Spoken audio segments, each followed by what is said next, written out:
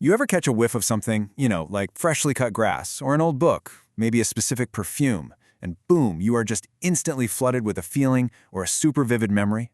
Well, today we're going to dive into the surprising science behind that hidden connection, the one between what we smell and what we feel. Okay, so let's get right to the heart of it. Here's the central mystery. Why can a single smell feel more like a time machine than an old photograph? I mean, think about it. You can look at a picture of your grandmother's kitchen and feel nostalgic, sure. But then you smell cookies baking, the exact kind she used to make, and it just hits you on a totally different level. Why is that? So what's the secret behind this incredible scent-powered time machine? Well, here's the thing. It has almost nothing to do with the smell itself. It's all about how our brain learns to connect a particular scent to a feeling. Okay, this is the absolute key takeaway right here.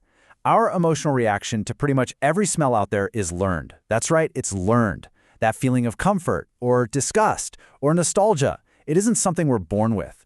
It's a connection we've built up, one experience at a time, over our entire lives. This brings us to the core idea that explains this whole phenomenon. So let's put a name to it, right? The scientific concept is called associative learning. So here's how it works. Imagine you encounter a brand new smell. To you, it's totally neutral, means nothing. But you happen to smell it during a really, really happy moment. Your brain goes, aha, and forges a powerful link between that smell and that happy feeling. From then on, the smell alone is enough to trigger that same rush of happiness. The scent has basically learned its emotional job. All right, that sounds like a neat theory, but is it actually true? Where's the proof? Well, it turns out the proof is incredibly compelling, and it starts the moment we're born. Actually, scratch that, even before we're born. Now get this, because this is totally wild. You know how babies are hardwired to love sweet tastes and hate bitter ones? Well, it doesn't work that way with smell, at all. Newborns don't have built-in opinions about odors. In fact, studies show they find smells like sweat and even feces to be neutral or maybe even kind of pleasant, since that most of us adults have definitely learned to find, well, unpleasant. And this learning process starts way earlier than you'd think. The olfactory system, your sense of smell, is already up and running by the 3rd month of gestation. So for example, if a mother eats a lot of garlic during pregnancy, it turns out her baby is way more likely to prefer the smell of garlic after it's born. We literally start building our personal scent library before we even take our first breath. And this learned response isn't just personal, it's cultural too. And oh man, there's this fantastic story that proves it. The US military once tried to create a universal stink bomb as a non-lethal weapon. And you know what? They failed. Completely. Because they could not find a single smell, not even their own special army issue latrine scent, that everyone, from every culture, agreed was horrible. This cultural learning leads to some amazing examples. Take the smell of wintergreen. Here in the United States, we associate it with candy and gum and mints, a really positive thing. But a study in the UK found it was one of their least favorite smells. Why? Well, for an older generation there, wintergreen was the smell of the pain-relieving medicine they used all the time during World War II, a time of pain and hardship.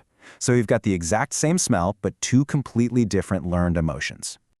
Okay, so we've established what happens. We learn our scent preferences. But how?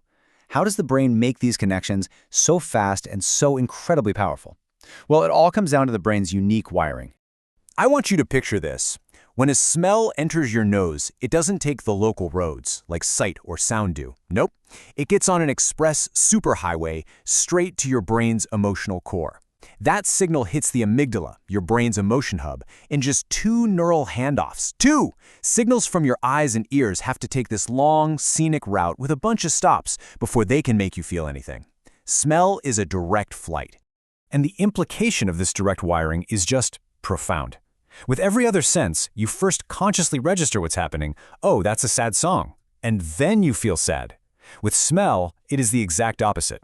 That flood of emotion from a scent hits you, bam, before your conscious mind even has a chance to figure out what the smell is or where the memory is from. The feeling literally comes first. And here's the cool part. We don't just have to guess about this. We can actually watch this happening inside the brain. Scientists designed this brilliant experiment using perfume and fMRI scans to see this emotional superhighway in action. So here's what they did. They scanned women's brains while they smelled a perfume tied to a specific positive memory from their past. And what they saw in those brain scans was just wow. The amygdala, that emotion center, it just lit up like a Christmas tree. The activity was way higher than when they smelled some random control perfume, and get this, it was even higher than when they just looked at the bottle of their special perfume. The smell itself was the key that unlocked the whole thing.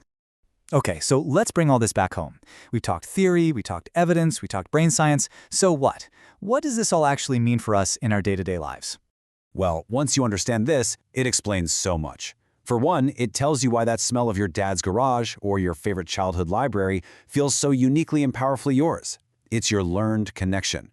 Two, it explains aromatherapy. A scent like lavender is calming not because of some magic in the molecule, but because we as a culture have learned to associate it with relaxing things like soaps, lotions, and bedtime. And three, it means your personal list of good and bad smells is basically a map. It's a unique olfactory biography of your entire life. So I'll leave you with a question to think about. Now that you know the science behind it all, what's your personal time machine? What's the one smell that can instantly transport you back in time, and what's that powerful memory that it unlocks, just for you?